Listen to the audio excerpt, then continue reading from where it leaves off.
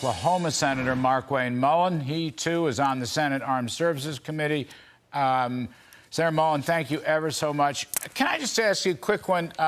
Sure. Announcement today, Defense Secretary Lloyd Austin, who is a veteran, by the way, of the ISIS wars, maybe the toughest guy in the Biden group of any of them. Anyway, he announced that there could be deployment of American troops if need be, if it helps Israel. What do you think of that, sir? Well, I mean, I appreciate the tough talk from this administration, but this administration, Larry, continues to deal with more appeasement than it does actually showing peace through strength.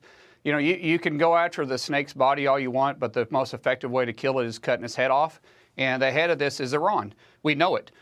We know that 93% of the finances that goes to Hamas is through Iran.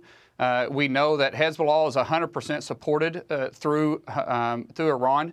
And there is nothing that happens in the terrorist community in the Middle East that Iran isn't tied to. So if we're going to be serious about it, then it's time that we really get serious with Iran.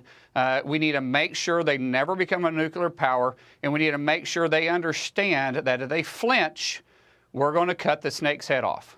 Yeah, I just want to say, I'm not opposed to American military assistance if Israel wants it. I just wanted to get your quick take on it. You know, J.T. McFarland, you know her, former National Security Advisor, yes. Deputy, she raised an interesting potential paradigm, and that is if the United States can't starve Iran, can't deal with Iran, can't go back to the sanctions on Iran, and if the nuclear proliferation in Iran continues, which is what the Bidens, at least up to now, have proposed, Israel may have to take out the nuclear weapons themselves in Iran. As you know, Israel has done this once before. I just wondered what you might think of such an action.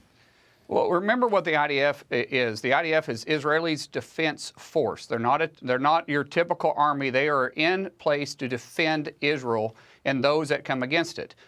They know Iran is behind this.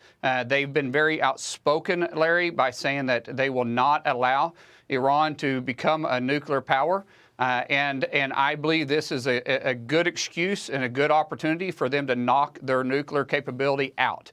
I would 100% support it and hope they do. Keep in mind, Larry, what this is about is testing America's resolve. There's an alliance between China, who is trying to undercut the United States' influence around the world through their Belt and Road Initiative. You have North Korea that is supplying weapons to Iran, that is currently supplying weapons to Hezbollah, Hamas, and every other terrorist organization, plus Putin and his war in Ukraine. And with our wavering on supporting Ukraine, China is saying, hey, I don't think the resolve of the American people is still there, so let's go after their most important ally, and it's Israel. Iran, this was a win-win situation. They don't care about Hamas.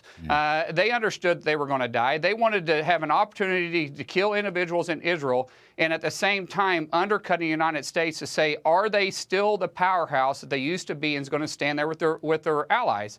And so far, I have to say they're talking the right talk out of the White House, but I don't believe they have the backbone to back it up, unfortunately, which is why we have to get a new president in there next November. Well, we will see. I agree with you, sir. Anyway, we'll leave it there. Senator Markwayne Mullin, thank you for your contribution. We appreciate it.